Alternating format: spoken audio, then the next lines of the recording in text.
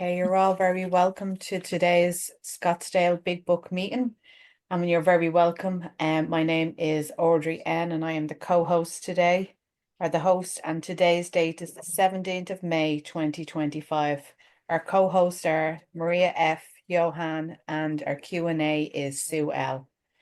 If you have any questions during the meeting, please contact either myself or the co-host by private message in the chat function. The chat function will be disabled until 5 minutes before the Q&A sessions. Please note that the speaker, Harlan G, will be recorded for the duration of the study. However, the Q&A sessions which follows will not be recorded. We ask if you can please make sure to keep your microphone on mute at all times during today's study, and also please turn off your video if you are exercising, eating, or if you need to step away from your screen for any reason. During the meeting, we will post the link of our 7th tradition, and this money goes towards the cost of our Zoom account, uploading our recordings, and also we send contributions to our intergroup, Arizona Serenity in the Desert, and the World Service Organization. We will also post the link for the previous week's recordings, and these are available by clicking on the link. And I will now hand you over to Harlan. Thanks, Harlan. Thank you very much. Thank you, Audrey. I'm so glad to be here.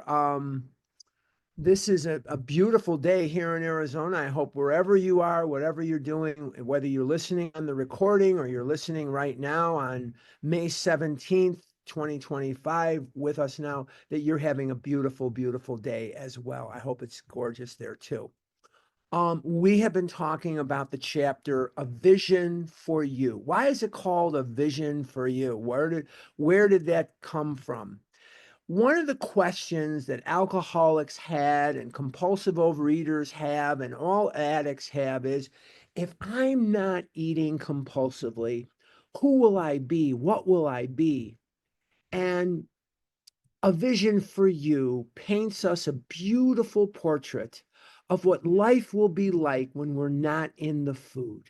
It paints us a beautiful portrait of the fellowship of Alcoholics Anonymous. And one of the things that I count as such a blessing in my life are the people that I have met in Overeaters Anonymous. Some of you I know better than others. Some of you I have spent some time with. Some of you I have not. But I consider everyone here to be a vital part of my life, a vital part of my recovery. And I could not, would not want to be where I am, nor could I be where I am without you. It would be impossible. And some of you are people I've known for many, many years over the phone, and maybe we've met each other at a convention or a retreat or what have you. And I'm going to try not to mention names, but the bottom line is the fellowship of Overeaters Anonymous is a vital, vital part of my recovery and a vital part of my life. Why is that? Why is that so special? I have a lot of friends. I have friends that go all the way back to kindergarten and before kindergarten. And I have been so lucky to have made and kept friends through the years, through the decades. It has been a blessing in my life. But the friends I've made in Overeaters Anonymous, we speak and understand the language of the heart. We speak and understand it very well because we've lived it. You know, it's very hard to live a language, but we have lived this language throughout our lives. Throughout our lives, we have known that this disease had ransacked us, and then we found recovery, and so we speak fluently the language of the heart. What a beautiful way of living. And my friends of 50 and 60, and in some cases almost 70 years, I'll be 71 a week from today. My friends who fall into the category of me knowing them all of our lives will never really understand what it's like to be a compulsive overeater. They don't know what it's like to want to do something that everyone can see is destroying you. They don't know what it's like to want to eat food that is ransacking your life. The disease of compulsive overeating is something that came in like a curse into my life at very, very early childhood. Before I could walk, before I had language, I was a compulsive overeater. And God came into my life through the big book of Alcoholics Anonymous. And God came into my life and he taught me who I am through you. You teach me who I am. You teach me what I am. You teach me what to do. And sadly, sometimes because of the cautionary tales that some of you are, you teach me what not to do. And I am who I am today, not just because of a loving and benevolent God, but because of the information that you gave me through your example of either the recovery or the illness. And I am indebted to you forever in ways I could never repay. And I wish everybody would read this chapter and understand that it is one big, beautiful promise. This chapter is one poetically written promise. It's such a beautiful chapter in its composition. It's just absolutely fantastic. Let's go to page 163. We're going to start with our friend proceeded to tell him. But before we read this paragraph, I'm going to kind of back you up to what we were talking about at the end of last week. And at the end of last week, we were talking about Hank Parkhurst. And Hank Parkhurst was Bill Wilson's right-hand man. Hank and Bill were the power drivers behind this book. Hank and Bill were power drivers in early AA. And if Hank hadn't gotten drunk in September of 1939, it would be indisputable that the person that would be recognized, or one of the people that would be recognized as AA's co-founder, would indeed, indisputably, absolutely be Hank Parkhurst. He had flaming red hair. He was a salesman extraordinaire, very smart, but very, very alcoholic. And alcoholism struck him down and destroyed his life, destroyed his marriage, destroyed his family. And in spite of a brief period of time between 1935 and 1939, where he was in recovery, he died drunk in the disease, with his wife being estranged, divorced from him, and his children being estranged from him as well. But alcoholism did cut him down, and it's just unfortunate. But while he was in recovery, he gave a monolith copy, remember when we were kids, we had the tests, and they would be printed in blue, and they would be mimeograph. That's what they called it, mimeograph. You remember when the teacher would pass out the tests, and they'd be warm, and they would be blue and white, and they would smell like Elmer's glue. Remember that? That was from a what do you call it? Not monolith, but not carbon copy. I can't even think of it right now. What is the kind of printing that they did on it? I can't even think of it right now. I just said the word. And anyway, you get the picture. So he had a copy of the big book, and his name was Dr. Howard. A carbon copy? No, not carbon copy. A something. If somebody knows, blurt it out, will you? If somebody knows, kind of blurt it out or something. Mimeograph. Mimeograph. Thank you. Mimeograph. Oh, my altar cup here. My altar cup. Fay is mir. Oy, oy, oy, oy, oy. Anyway, okay. Mimeograph. Yes. Well, if you had one of those mimeograph copies of the big book, you would be looking at something worth about $100,000 right now. You'd be looking at something very valuable. I have a first edition, first printing big book that is in mint condition, and it is worth quite a bit. Now, I'm not selling it. There's no way I'm going to. I'm not selling it. There's no way. But what I can tell you is this mimeographed copy got into the hands of a psychiatrist, Dr. Howard, and he lived in Montclair, New Jersey. And he saw the mimeograph copy of the big book, and he ran to Bill Wilson in New York. and he begged Bill Wilson to do a rewrite. And Bill did not want to do the rewrite, but he convinced Hank, and Hank convinced Bill to do the rewrite.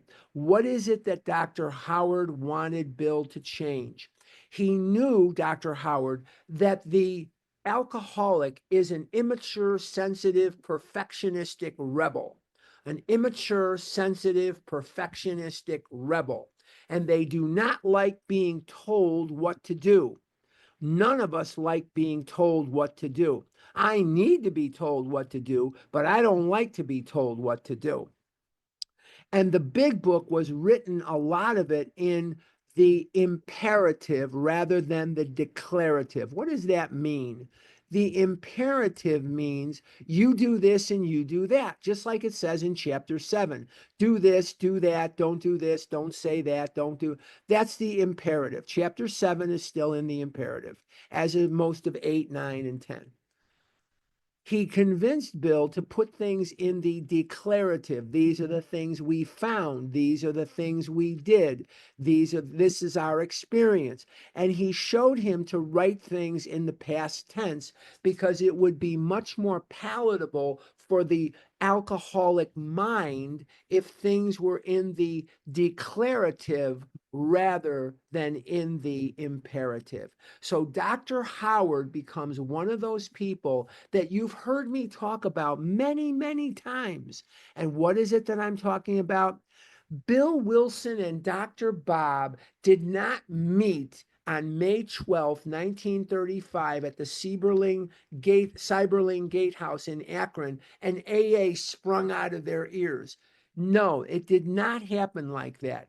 There were many people, many miracles of God, many instances of people coming in at exactly the right time, saying exactly the right thing to create what we have today as the fellowship of the program and the working of the program, which is the steps. The fellowship and the steps are two completely different things. I can't recover on fellowship alone, and I don't want to recover on just the steps.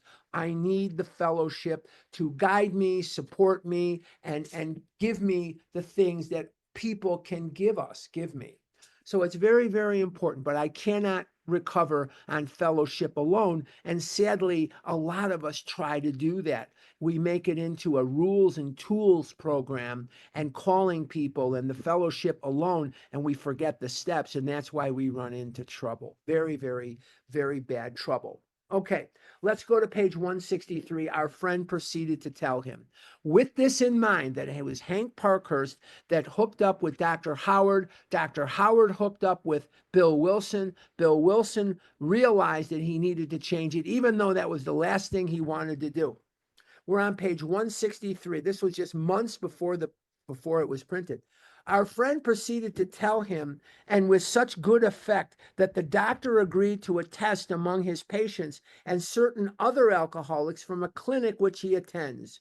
Arrangements were made with the chief psychiatrist of a large public hospital to select still others from the stream of misery which flows through that institution.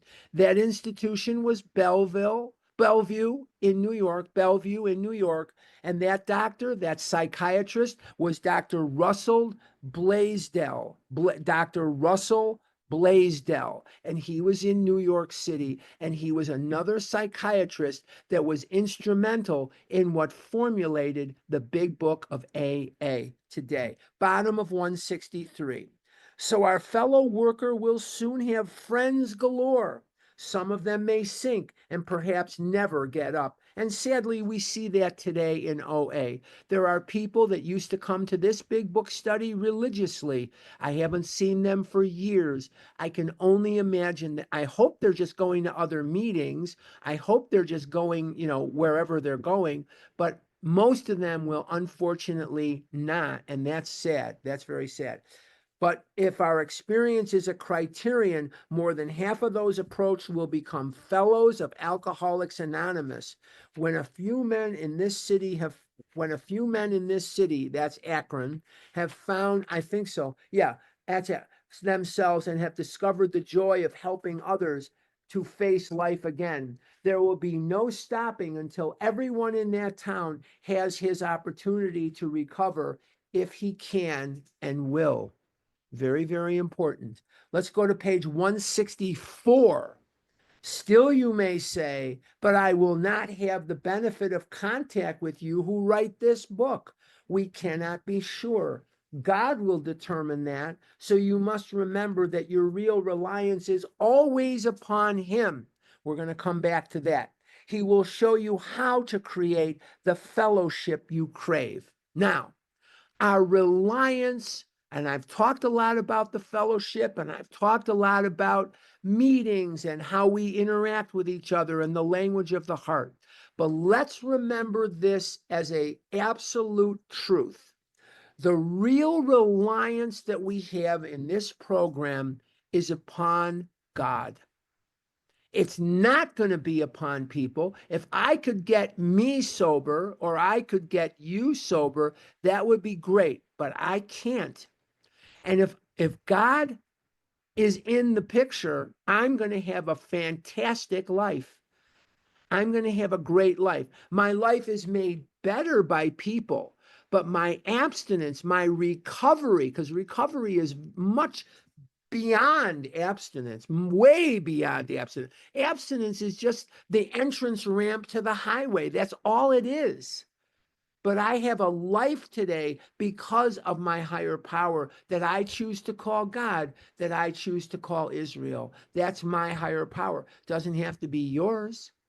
What I believe does not have to dictate what you believe. You're free to believe in whatever God you want to believe in. And that's okay. But I believe that there is a power greater than myself that I choose to call God. And that's where my real reliance is upon. And to get to the crux of this paragraph, where, these guys, the book was going out hither and yon. At first, you couldn't give it away, but then it started to, Jack Alexander and Saturday Evening Post and so on, and Life Magazine, whatever it was. As things started picking up, people started picking up the book through the mail, and there was no fellowship of Alcoholics Anonymous in their town, anywhere near them. Well, that's what God is calling upon me. He says he will show you how to create the fellowship you crave. All I need to do is get in touch with another compulsive overeater and start a meeting. And that's where it begins. And the magic happens. God will take over from there. Now, not all meetings are successful. Some fail. That's as it should be. But as long as I'm open, as long as I'm honest, and I say to other people, this is what I'm suffering from. This is a book that gave me solace in the storm. Why don't you read it? Some of them will say, I don't want to. And some of them will say, wow, you just unlocked the secrets of the universe for me. Yes, let's start a fellowship. Let's start a meeting. And that's where it begins. That's where it begins. And today, we are in hundreds of countries. There are meetings all over the world in places that you would never believe in a million years. I have been to the OA birthday where someone from South Korea gave gave us a speech, gave a share. I have been there with people from Australia, from Israel, from South Korea, from Africa, from China, from Japan, you name it, Greece, Scotland, England, France, I can't even name all the countries, Ireland. I mean, my God, there's not too many places where there are not meetings. I'm waiting to hear the story of someone from like outer Mongolia or something. I know it's going to come. I hope it comes in my lifetime.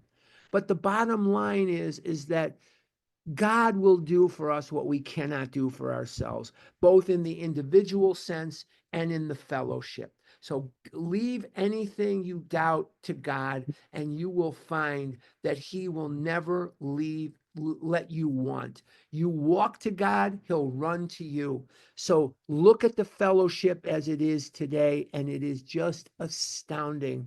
I have done big book workshops as far east as Jerusalem, Israel, as far northwest as Anchorage, Alaska, as far southwest as San Diego, California, and as far northeast as Boston, Massachusetts.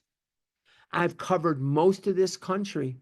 Between me and some of the other circuit speakers, some of the people who do these retreats, we have covered this country but good. I've done 3 workshops in Canada, and I was supposed to do some in other countries, but for whatever reason, whatever divine reason, I never did get there. I hope someday that I will. And, it's just an amazing, amazing thing. All right, let's go to page 164. This is going to sound familiar, but we're going to pick this apart a little bit in ways maybe you haven't before. Our book is meant to be suggestive only. Hold on just a second there and let's talk. Bill knew by this time, he had been informed by Dr. Howard. He had been informed by Dr. Blaisdell. He had been informed that the alcoholic is an immature, sensitive, perfectionistic rebel, and that you need to talk to the alcoholic in a way that is palatable to the alcoholic. And the only way that an alcoholic will absorb something is usually if you avoid absolutes and avoid telling them what to do. Our book is meant to be suggestive only. We realize we know only a little. God will constantly disclose more to you and to us. This is the process of recovery. And this is going to be a process. Now, I realize there's 110 of you here. I do understand that, and I'm flattered, and I'm just so grateful.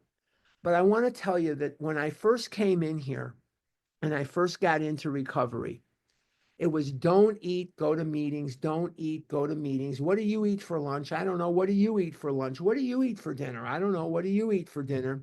And 99% of what I talked about with other people was not about the steps. It was more about what do you eat? What do you not eat? How do you remain abstinent through the day? How many outreach calls do you make? How many meetings do you go to?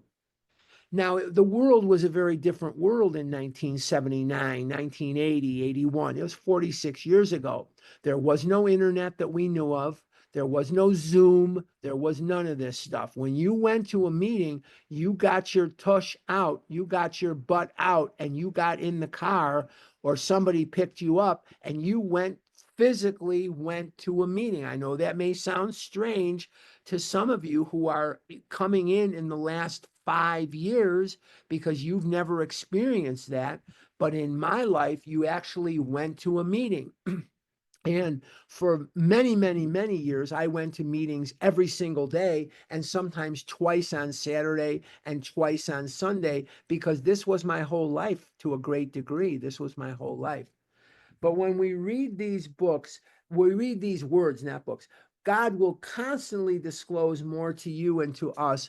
I want to be very clear that not only does he disclose more to me as part of a fellowship, he discloses more to me every day about who I am.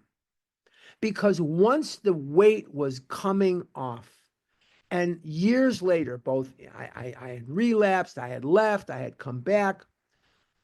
What happens then is, and I know a lot of you are new, but what happens then is when it's not about what do you eat for lunch and what do you eat for dinner, I start learning about how controlling I am, how scared I am, how self-seeking I am, trying to control other people.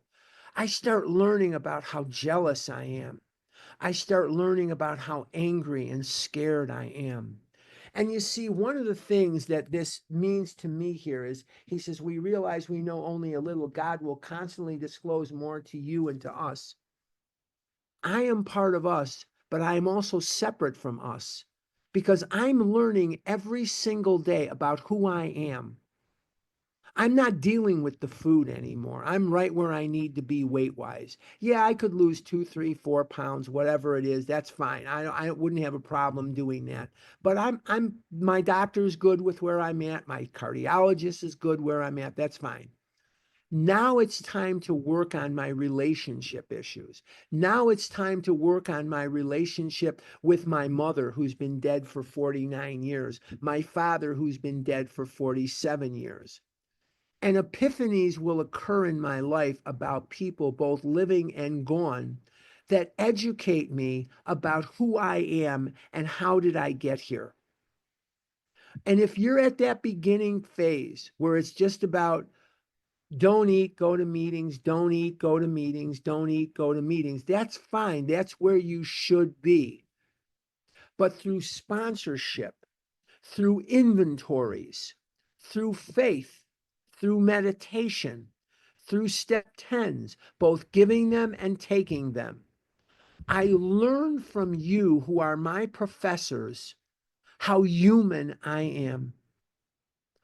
Clancy Imisland taught me an enormous amount about this program and about my life. Clancy was one of the greatest circuit speakers, in my opinion, that there ever was.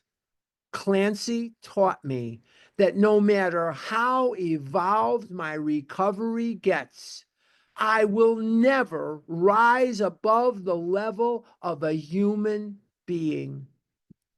And as a human being, I must examine constantly who I am, what I am, and how did I get here? Not to the point of absurdity, not to the point of overthinking it. But when I say, how did I get here? I don't mean an intense perseverance of things. I just mean, let's look at my character defects. Let's look at the record, as one politician once said. Let's look at the record. Is Harlan the person that he thinks he is? In some cases, yes. But in most cases, I realize on a daily basis, as God discloses more to me personally and us as a fellowship. Notice it doesn't say God will constantly disclose more to us. It says God will constantly disclose more to you and us. You being separate from us and you being the same as us. In some areas, I need to know what OA can do better. And in some cases, I need to know, who am I? As I approach each day, who is Harlan? And to know that is amazing, because I only thought I knew who I was when I was a child, when I was a teenager, when I was in the food. I thought I was the world-renowned authority on who I am. And I came to believe that I am definitely not. I am definitely not an authority on who I am. And I surprise myself now all the time. I surprise myself as I learn, who am I? What am I? And how do I get even closer to God? And how do I learn and get closer to me? Because there's only two permanent relationships in a life. You think you're married and you think you're with your spouse or your children. Let me inform you that one of you is going to die first. They're going to go away. They're going to have their own life. The two permanent relationships in my life are the one I have with me and the one I have with God. Those are the only two permanent relationships I have in my life. And so I must cultivate a relationship with God to be better and closer. And I must cultivate a relationship with me to be better and closer. And the vehicle that I use are the steps. And the window with which I can look at myself isn't the mirror. It's the inventory. It's the fellowship. And I learn who I am by listening to your 5th steps, your 10th steps, and listening to you at me at meetings. I learn who I am. One of the greatest journeys I've ever taken is to really explore who I am. It is said that the unexamined life is not worth living. And this is just an amazing, amazing journey of learning who I am. Let's go back. Ask him in your morning meditation what you can do each day for the man who is still sick. There are 3 things you can do for the man who is still sick or the woman who is still sick. You can recover, recover, and recover. Be the example of recovery. I get this call almost every day of my life. Almost every day of my life, I get this call. I have a nephew, I have a niece, I have a son, I have a daughter, I have a mom, I have a dad, I have an uncle, an aunt, somebody, and they are compulsive overeaters. What can I do to help them? 3 things: recover, recover, and recover. Show them. Show them. St. Francis of Assisi said, preach the gospel, but only if you must use words. Show them what this program has done for you. Show them. Be an example of this recovery.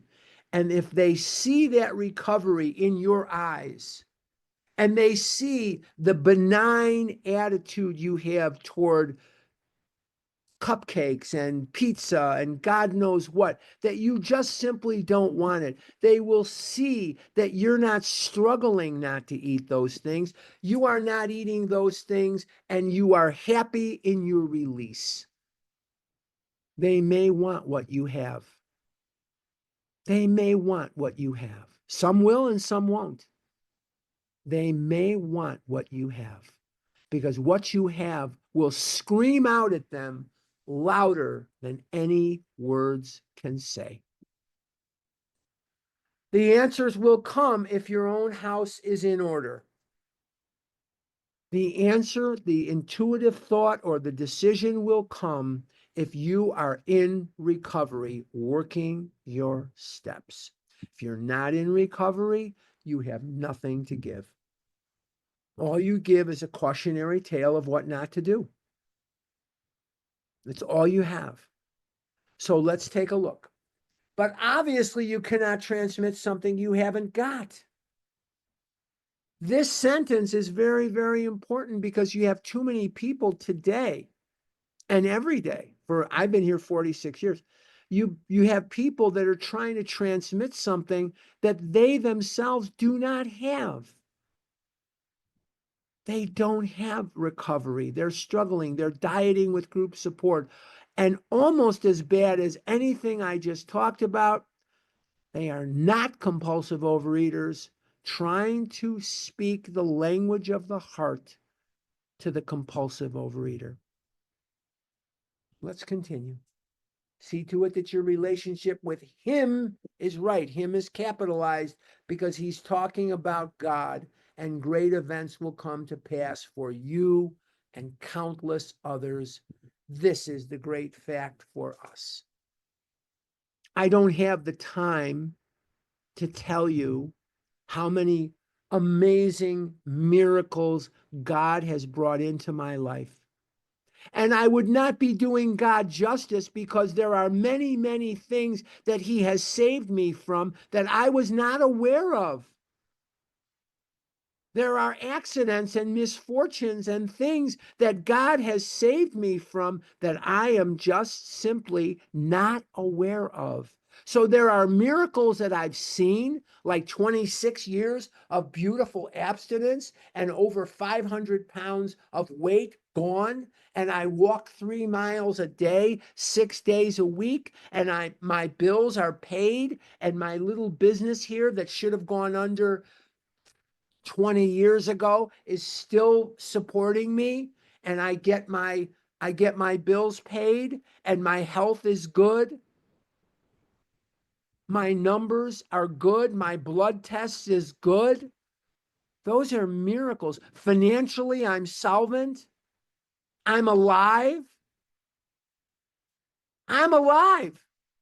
Doctors have been signing my death warrant since the John F. Kennedy administration.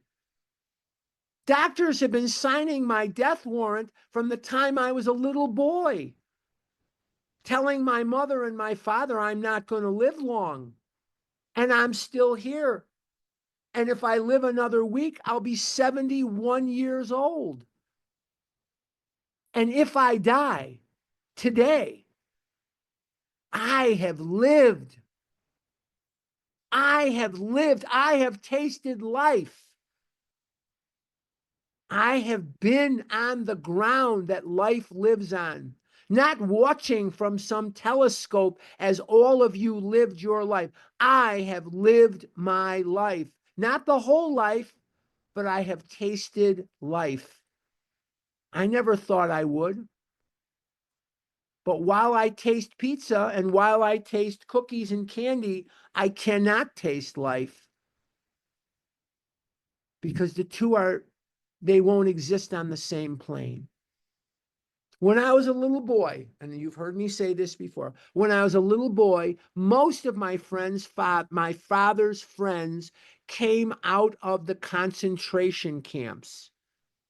Most of them did. And they had the tattoos on their left forearm. And they spoke very little English. But my father understood them perfectly because they spoke the same language. And they would grab me and they would kiss me and they would say, live until you die. Live until you die, to me at that time meant eat all the candy you can eat. Because that to me was living, was eating candy. I found out later that not eating candy is a much better life. I found out that loving and being loved and going out there and getting hurt and loving and being left behind and being divorced and broken up with and ignored and all that stuff, that's life.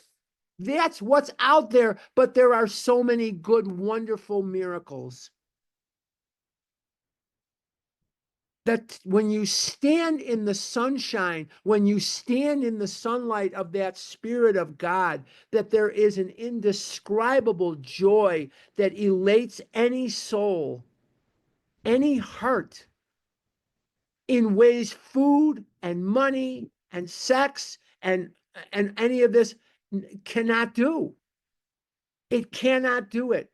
There is no substitute for standing in front of God and saying to yourself and knowing God agrees with you that I am either becoming or am in many, well, I don't ever arrive. I am becoming the person that you wanted me to be when you made me.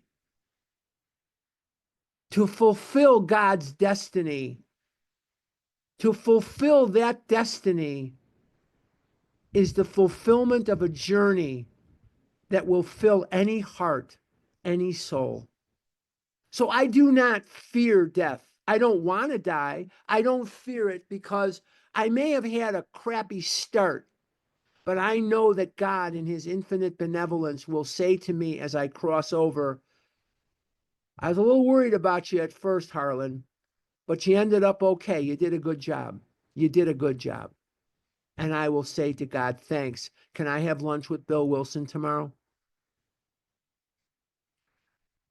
So the bottom line is to stand in the light of God, knowing that you are fulfilling his destiny for you, is about as great a joy as any human being can experience.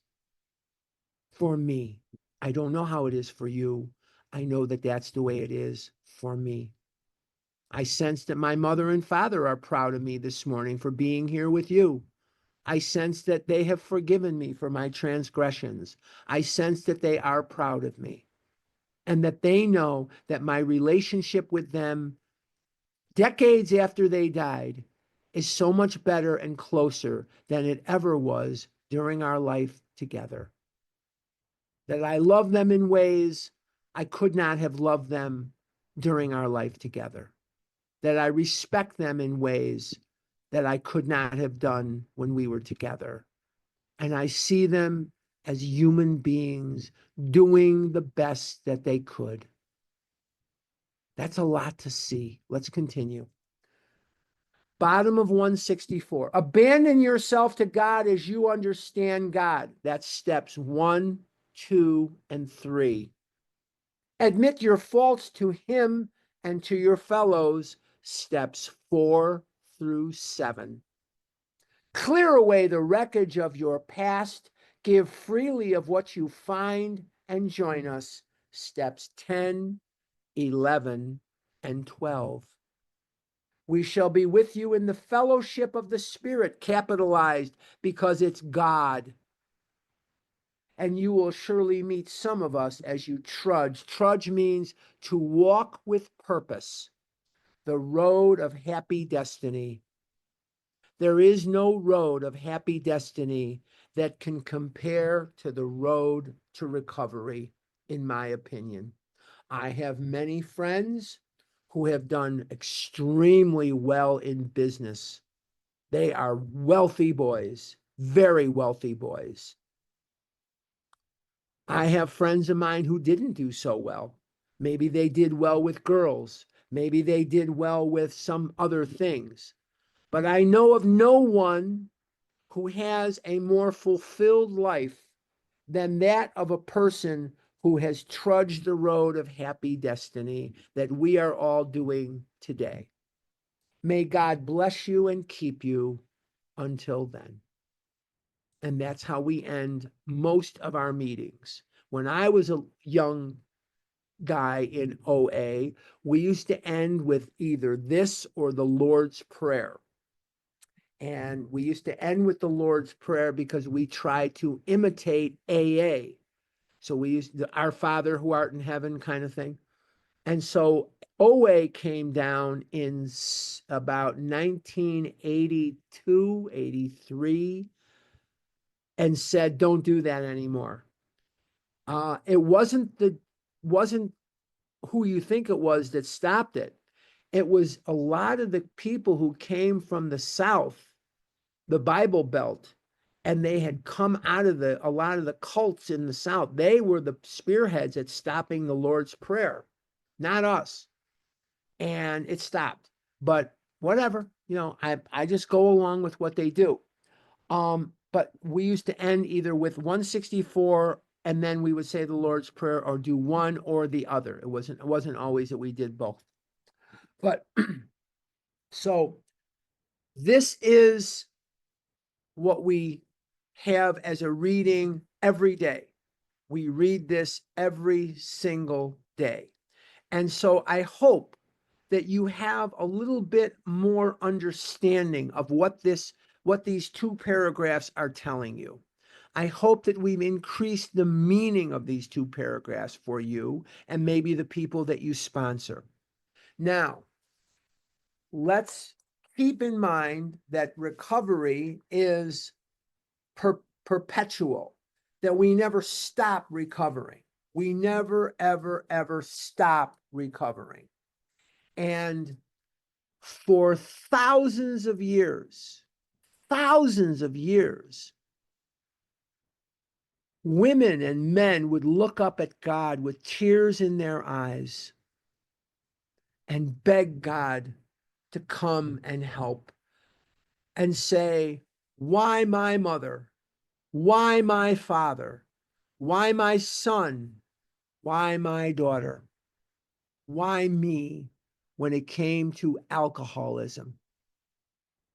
That alcoholism has been a scourge for centuries, all the way back to the time of the Old Testament.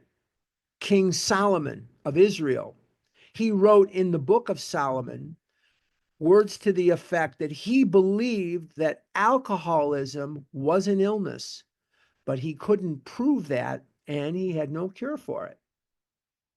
Around the 1640s, there lived a man in England, and his name was Dr. Trotter.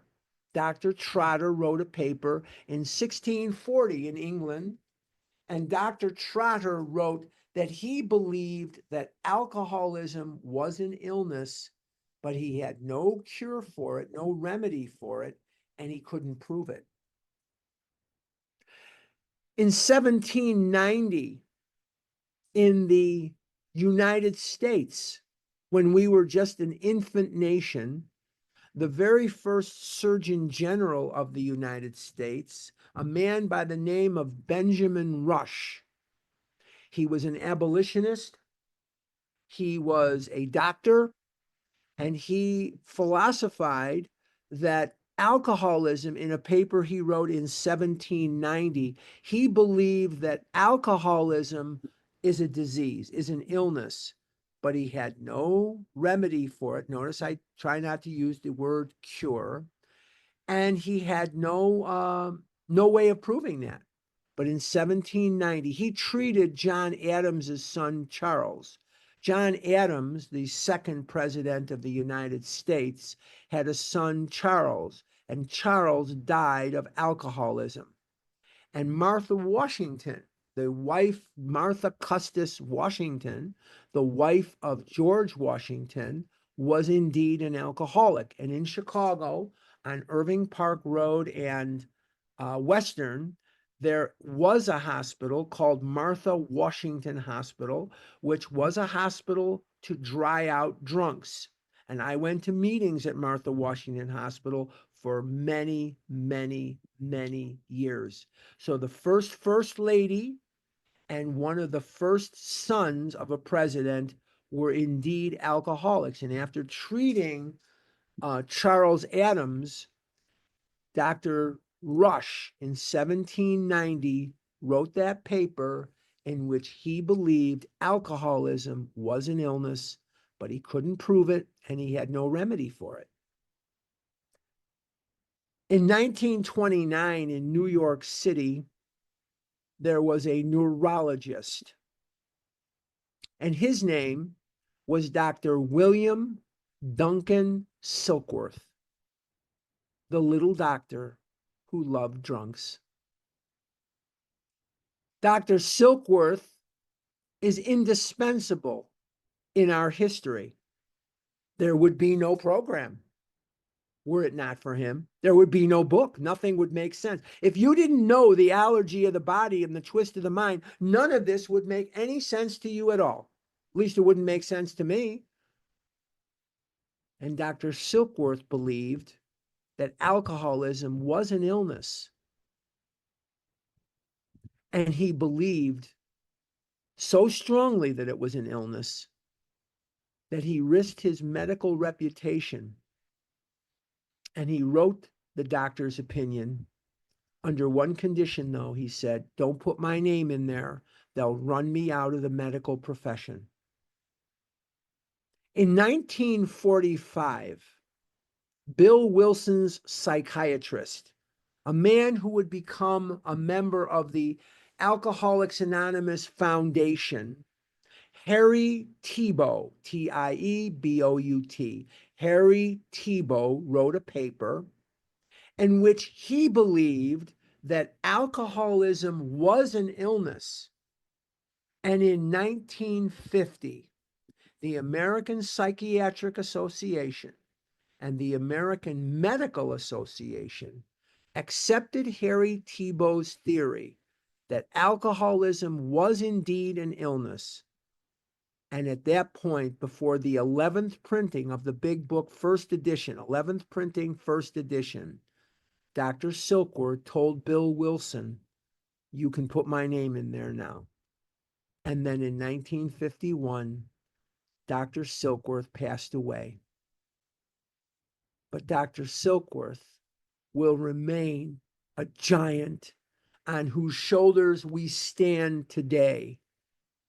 And if it were not for him, we would not have a program. We would not have a book. We would not have a fellowship. There would be nothing to build on. So every day of life is a day when Dr. Silkworth achieves immortality.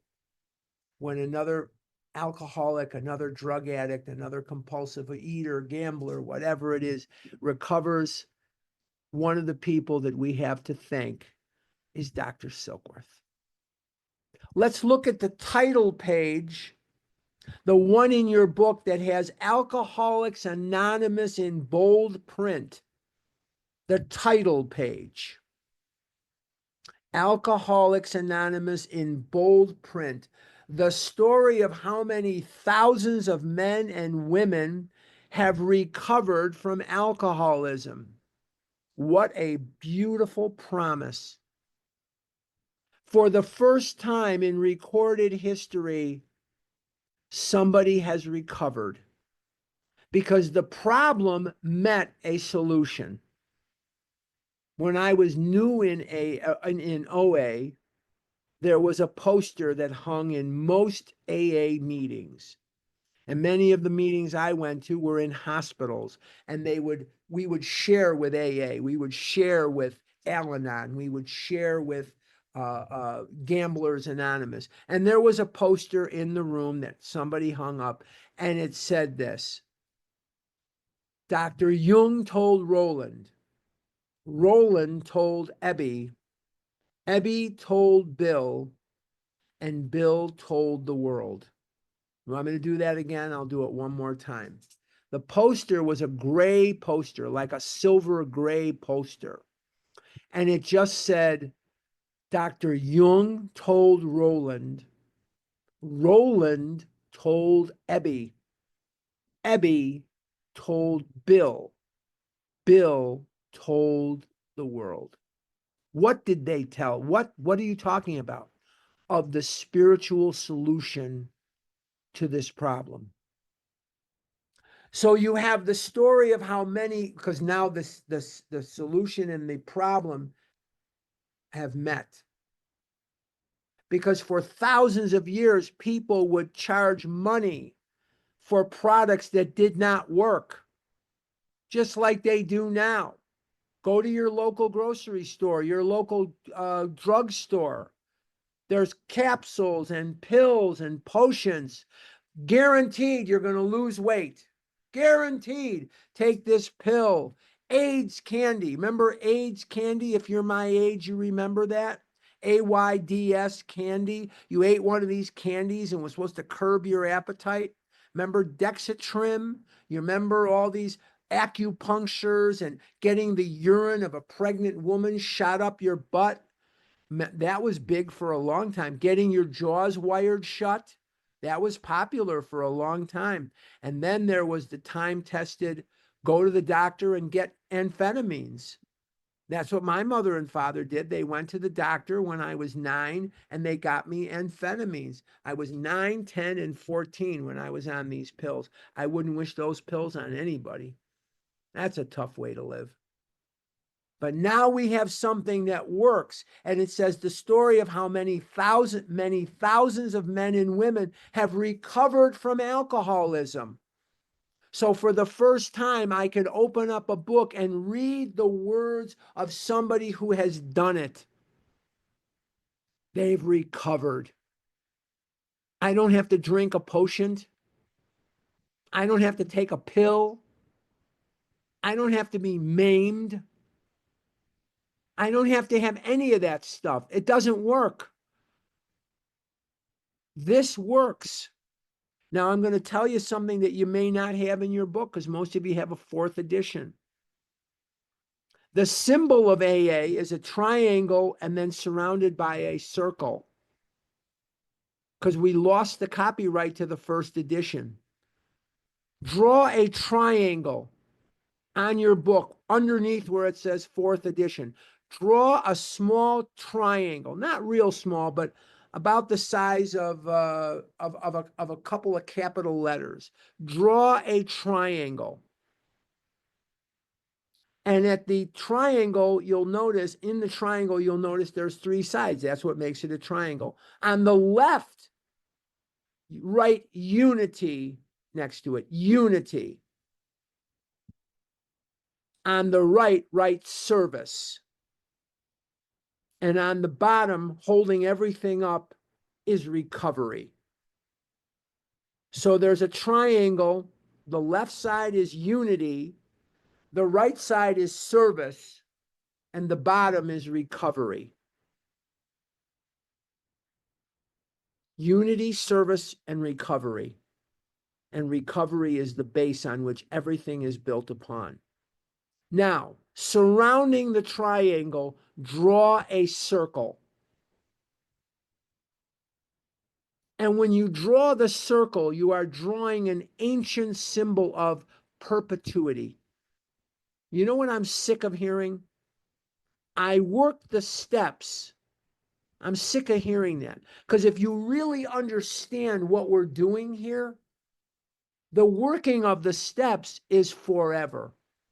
There was a woman in New Jersey, dear, dear soul, good friend of mine.